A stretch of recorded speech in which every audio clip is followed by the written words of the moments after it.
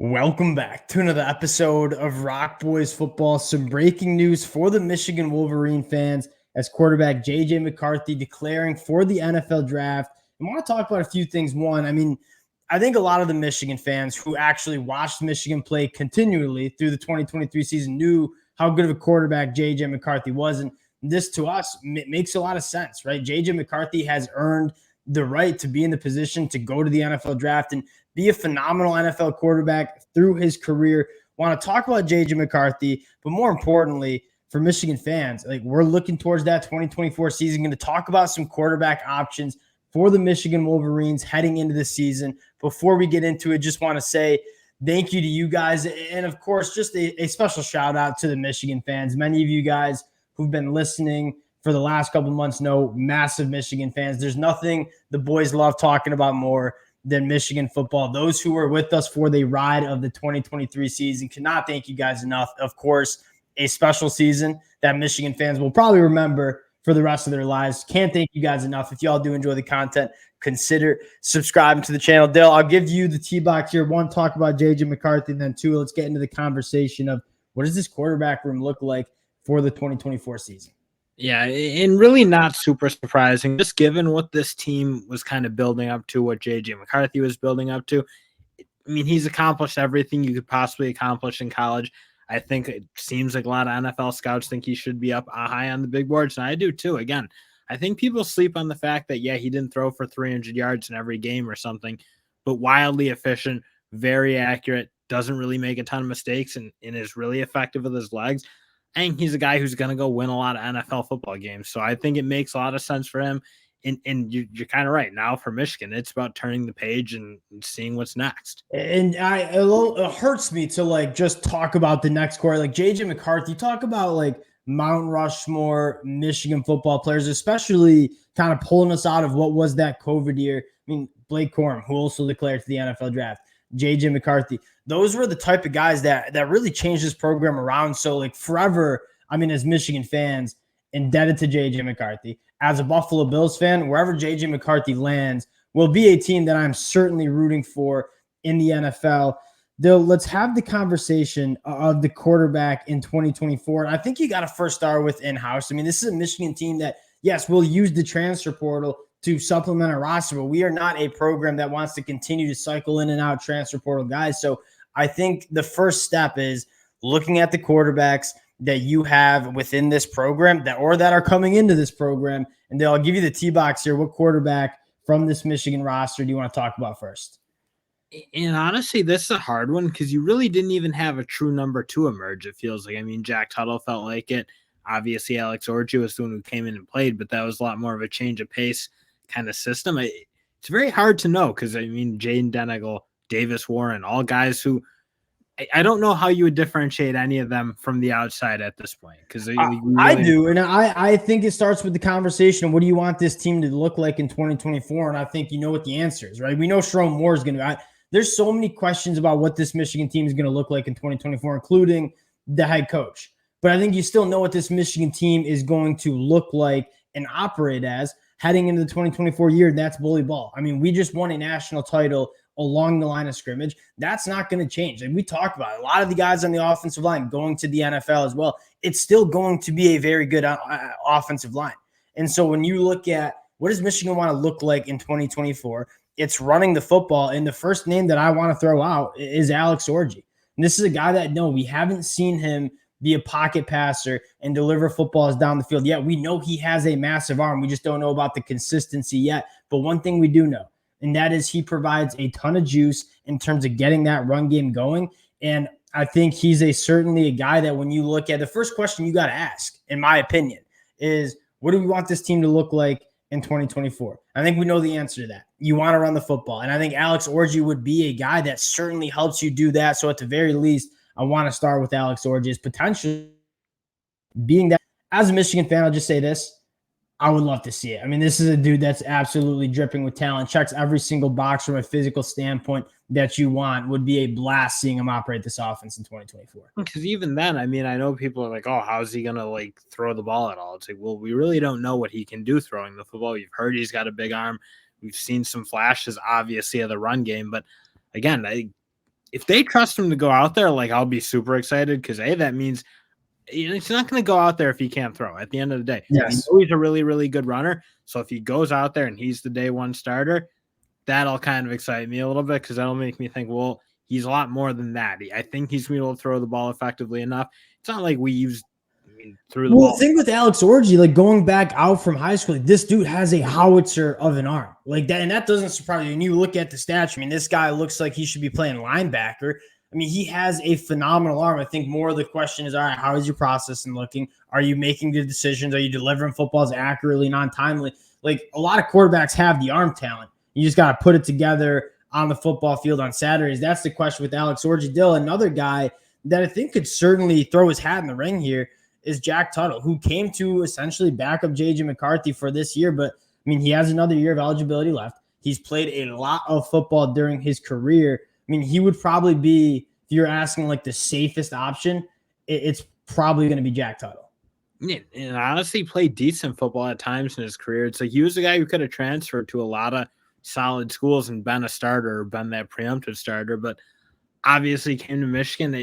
It almost does make me think, like my more like tinfoil hat conspiracy theory fan think, that he came here with this intention that it was going to be JJ McCarthy's going to go and I'm going to get my year after him.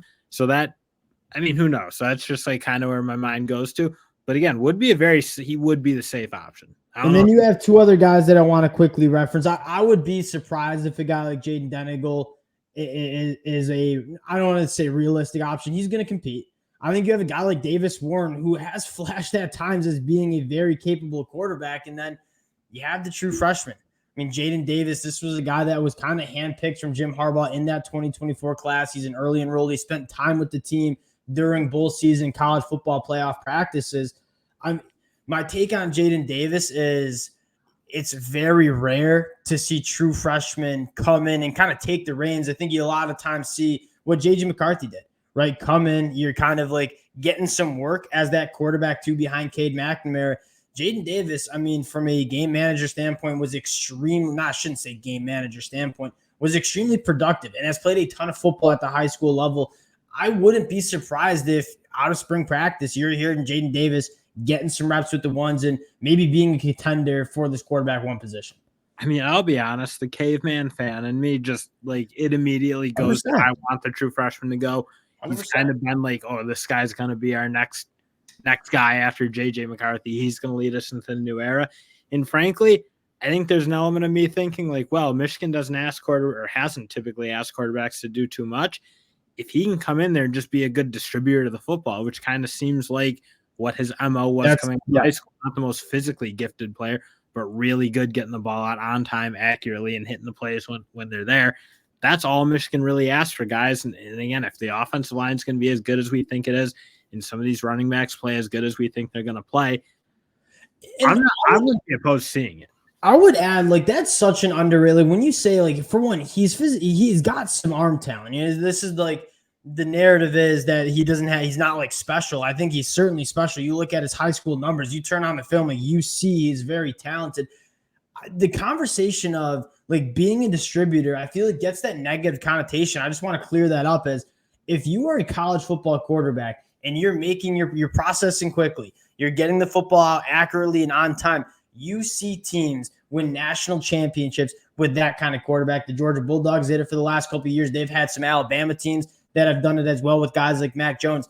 It's not a knock on Jadyn Davis. It's almost a compliment that a guy coming out of high school is as productive as he is and as kind of complete of a quarterback as he is. So Jadyn Davis, certainly a guy for me to keep an eye on. I do want to make one point before we move to two transfer quarterbacks that I want to quickly talk about is the fact that JJ McCarthy is going to the NFL draft, I think can mean a lot of good things for Michigan too, right? Because one of the hardest things that Michigan has had in terms of selling elite quarterbacks to come to Michigan is we haven't put Michigan quarterbacks to the NFL draft, right? You look at guys like Shea Patterson or Winston or Spate, like it's been a lot of kind of mediocre quarterback play.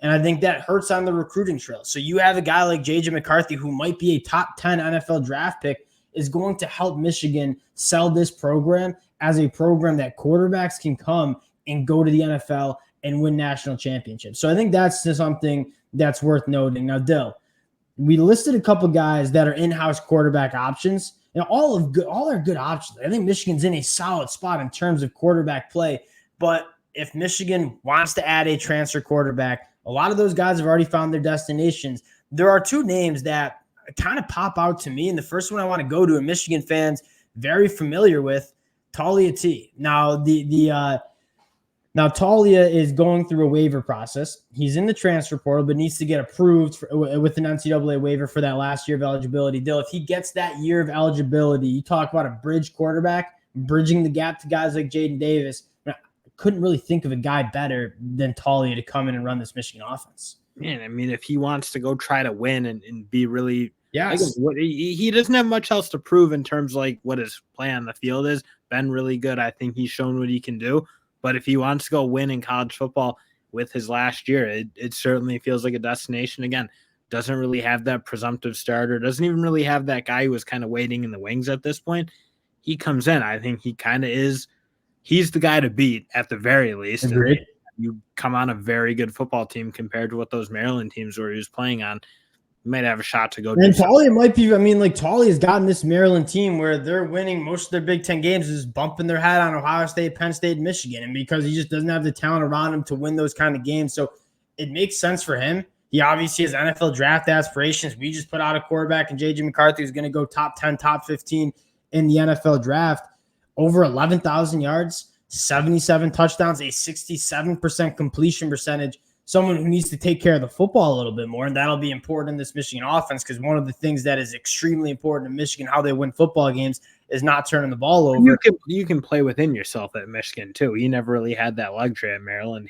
They had to score a lot of points. They had to get the ball downfield, and they didn't have much around them. Agreed. And so I think Talia would make a lot of sense. And another one, and this is probably one of my personal favorites too, a guy that I've talked about for a lot of teams as a transfer portal target, and that's Jordan McLeod. And this is a guy that started his career at USF, transfers to Arizona, winds up at JMU. And I know at the Group of 5 level that you get a little asterisk. This is a guy that is a very exciting player. And one of the more important things I want to talk about and something that made JJ special is being able to, what did Jim say? Create wine out of water. I think that was the quote that he used. I mean, it's create something, right? When something breaks down, when we had guys like Cade in there, quarterback, if it wasn't there, it was a negative play. Like very limited ability to be creative, extend plays, and be explosive. Jordan McLeod, phenomenal athlete, threw for over 3,600 yards at JMU in 2023, a 68% completion percentage, 35 touchdowns to only 10 interceptions. The production is off the charts. He has the playmaking ability, a guy that you could plug and play in this Michigan offense, and I think bring a lot of juice to this group as well. And that would probably be does feel like the option. Have a guy play 1 year and ready it up for Jadyn Davis. So I'm kind of with you. It's like you kind of that feels like the fit. Ultimately, whether it's a transfer, whether it's Jack Tuttle, whether it's whoever it's going to be, it does feel like Jadyn Davis is going to. Well, I mean, Alex Orji gets interesting because then it's like, well, how long are you going to make Jadyn Davis wait?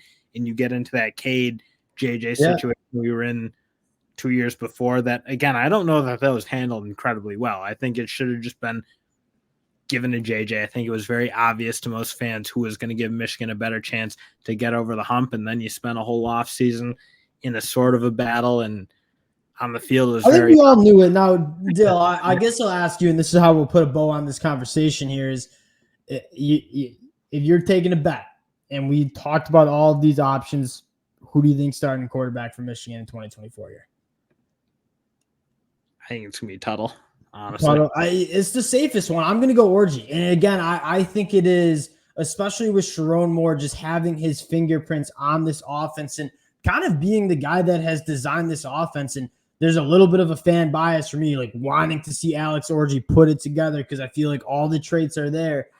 I think it's going to be Alex Orji. I think Jack Tuttle makes a ton of sense from the two guys that are in-house right now. I right now would be surprised if they go to a transfer. Like, I think how this probably plays out is you have Alex Orji, you have Jack Tuttle, you have Davis Warren, and throw in a guy like Jadyn Davis, getting reps in spring practice, evaluate after the spring game. And if none of those guys really emerge as a quarterback that Michigan feels that they can go out and win with, then you probably go and add a transfer quarterback in that spring or that post-spring transfer window.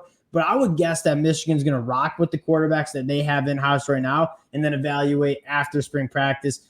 Give me Alex Orji. You have Jack Tuttle. We got to hear from you guys in the comment section. Again, JJ McCarthy, if you're listening to this dude, I know he's not, but if he was, that'd be awesome. Love you, man. Like, thank you. This was a phenomenal season for the boys. We're going to remember it for the rest of our lives. Appreciate you guys listening to the boys. Again, if you guys do enjoy the content, consider subscribing to the channel, and we'll talk to y'all later.